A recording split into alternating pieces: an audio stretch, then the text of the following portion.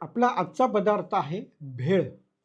आता भेळ म्हटलं की त्यात काहीही असू शकतं कारण म्हणूनच त्याला भेळ म्हणतात. परंतु त्यात काय आहे आणि त्याच्यामुळे हे शरीरासाठी चांगलं आहे का नाही, हे आपण आज बघूयात.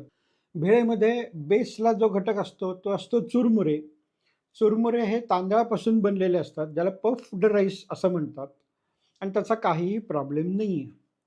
परंतु जेव्हा आपण त्याच्यामध्ये घातलेले पदार्थ एक-एक बघत जातो, तर त्यात बऱ्याच वेळा फरसाण, शेव, पापडी, बुंदी अशा प्रकारचे तळलेले पदार्थ घातलेले असतात.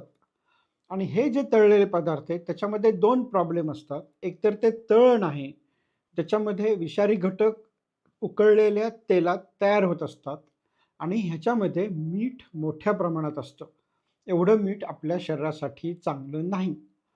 त्याच्यामुळे भेळेतला जो बहुतांशी हिस्सा आहे, त्यातला फरसाणाचा भाग जो आहे, तो आपल्या शरीरासाठी चांगला नसतो. आणि ह्याच्या पलीकडे जाऊन एक गोष्ट तुम्हाला सांगायची आहे, की त्याच्यामध्ये जे पाणी घातलं जातं भेळेमध्ये, तर ते ट्रेडिशनली म्हणजे जेव्हा आपण घरगुती पद्धतीने करतो, तेव्हा ते चिंच गुळाचं पाणी असतं. जेव्हा आपण बाहेर जाऊन भेळ खातो, तेव्हा गूळ भिजवणे, तो फोडणे, तो विरघळवणे एवढं करायला कुणाला वेळ नसतो किंवा ते त्यांना करायचं नसतं. परंतु चिंचेचा जो आंबटपणा आहे, त्याच्यासाठी आपल्याला काहीतरी गोड असलेला पदार्थ त्या पाण्यात घालणं आवश्यक असतं. जेव्हा आपण गूळ घालतो, तेव्हा ते ठीक आहे. म्हणजे गूळ हा गोड आहे, त्याच्यामध्ये ते सुद्धा त्या मानाने चांगलं नाहीये.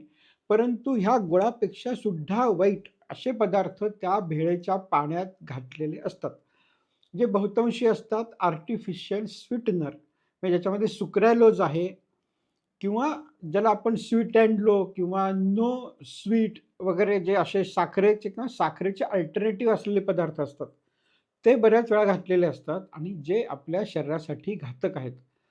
त्यामुळे अस्पार्टेम किंवा सुक्रालोज अशा सारखे जे पदार्थ भेळेच्या पाण्यात गोडवा आणण्यासाठी घातलेले असतात, ते आपल्या शरीरासाठी घातक आहेत.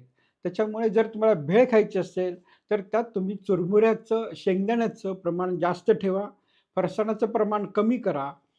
पाण्यासाठी चिंच, गूळ आणि खजूर एवढेच पदार्थ वापरा आणि ते तुम्ही घरी करून खा. ती भेळ जास्त आरोग्यदायी असेल.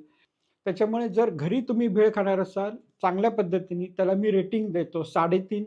जर तुम्ही बाहेर जाऊन खाणार असाल, तर त्याला मी रेटिंग देतो 1.5.